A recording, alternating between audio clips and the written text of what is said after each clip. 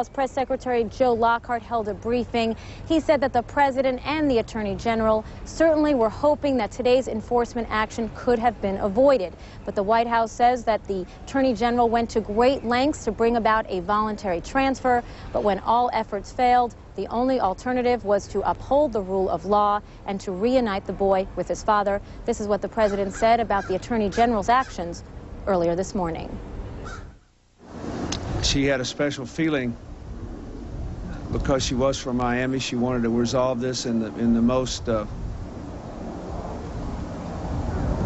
patient way possible to minimize the damage to the people and the community that she loves so much. But she felt strongly, and I felt strongly, that the law had to be upheld and that Elian had to be reunited with his father. And every conceivable alternative was tried for quite a long time.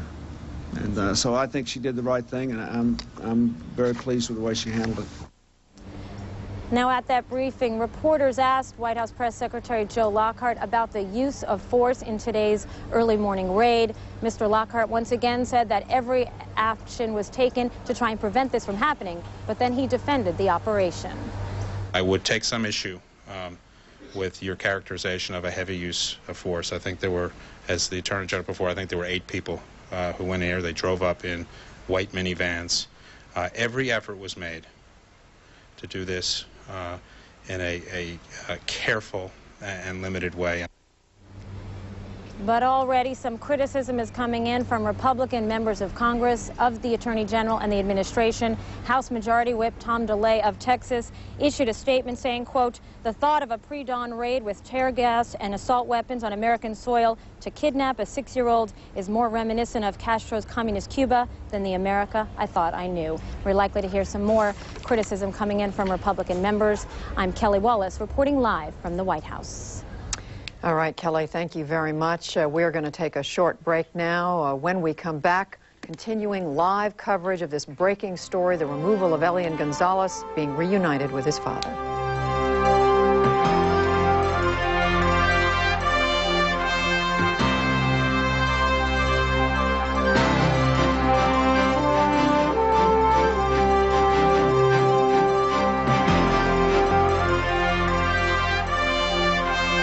Dramatic turn in the custody battle over Elian Gonzalez. He is with his father after federal agents this morning stormed his great-uncle's house and took the boy away. Tensions are high in Miami's Cuban-American neighborhood, where protesters are venting their anger over this day's events. The president is backing up the Justice Department's decision and its handling of the Gonzalez case. Welcome to our international viewers from Washington. I'm Gene Randall. And I'm Judy Woodruff. Our continuing coverage of the Elian Gonzalez handover continues. First, the very latest in the Elian Gonzalez case. Miami authorities are trying to keep the peace as angry crowds react to this morning's seizure of Elian Gonzalez from Miami. 6-year-old Elian has been reunited with his Cuban father, Juan Miguel Gonzalez, in Maryland. Federal authorities flew the boy from Miami to Andrews Air Force Base outside Washington this morning. It was just before dawn when authorities forcibly took Elian from the Miami home where he had been staying the past almost 5 months with Florida relatives. Many in Miami's Little Havana district expressed anger over the seizure. There were some street protests that erupted. But President Clinton defended this morning's action. I believe that it was the right thing to do. She made the decision, she managed this, but I fully support what she did. And it was clear to me from our long conversations that we were in agreement about this. Although Elian Gonzalez is no longer in Miami, that city remains the ground zero of our focus as we begin our coverage this hour. Some 8 hours after Elian's dramatic removal from Miami, local authorities are trying to keep peace in the streets. And Mark Potter is in Miami. Mark? Well, Gene, there have been a number of confrontations here in Miami's Little Havana between the police officers and protesters. Here on Flagler Street over my shoulder, you can see that there's something going on right now. A couple of fires were set up. I would guess that's 29th Avenue and Flagler. Some tires were set on fire and a dumpster was set on fire. Now, the police had gone up in that area a while ago to push the crowd back. But then the police withdrew. The crowd came back this way again, and now, just as you were introducing us, several police cars went up into that area, and a fire truck has arrived to try to put that fire out. It looks like a couple of fires. There has been a number of confrontations here where the police have taken and then lost and then retaken this intersection of 27th Avenue and Flagler, where we are standing. Several times the police came forward and fired tear gas into the crowd, dispersing the crowd, but every time the police move back, the crowd seems to come forward again. The streets here are littered with rocks and tear gas canisters. There's several people in the crowd were throwing rocks at the officers. One officer we saw got hit. One of the rocks hit our camera as well. A police car is going by us right now, speeding up into that area where the fires have been set. I cannot see what that is. It appears that it is not a structural fire. It's something up in the street, probably tires or a dumpster. A number of arrests have been made. We've also seen of protesters. We've seen a couple of journalists, cameramen, who have also been arrested by the officers. Most of this area is populated by businesses.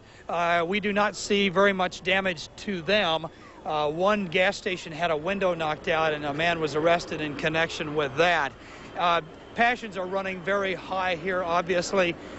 The people here extremely angry about the Justice Department's handling of this case. We have talked to a number of the protesters who say that they feel betrayed. They're very angry, and this response in the streets at this relatively small area of Little Havana is not a surprise to public officials, and certainly not a surprise to long-term residents. This anger has been building for 5 months, and it certainly flowed forward today as we are looking at the fires that officials are trying to put out now, in a situation they're trying to bring back under control. Gene? Mark, the timing might have been a surprise, but anyone who has listened to President Clinton or his Attorney General Janet Reno over the past few days should not have been stunned that federal agents moved in to take this boy, and it happened this morning in Little Havana.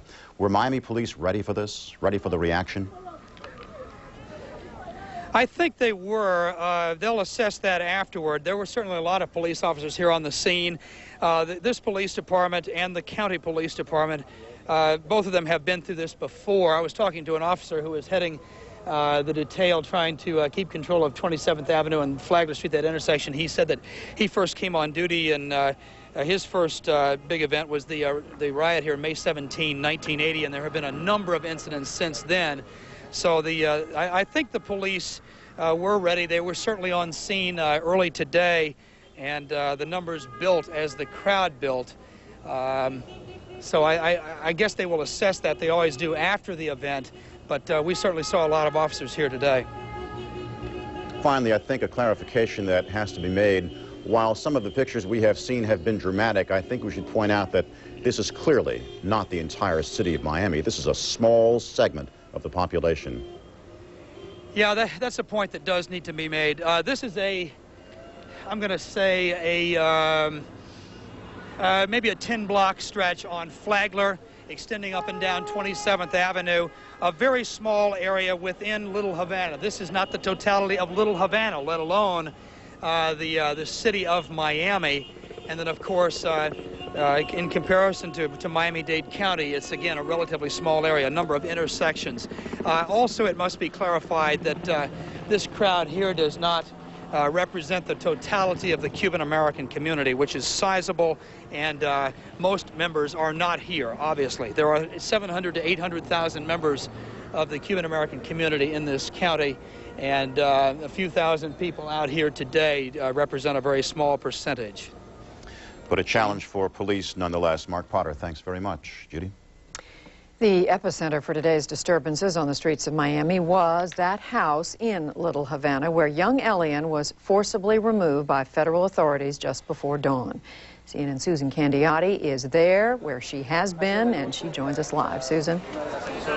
Hello, Judy. To add to the discussion about the difficulties now facing the Miami Police Department in some confined areas of the city of Miami, we can tell you that the police chief here has said time and again leading up to this day that they were prepared to assist federal authorities in crowd control when this happened.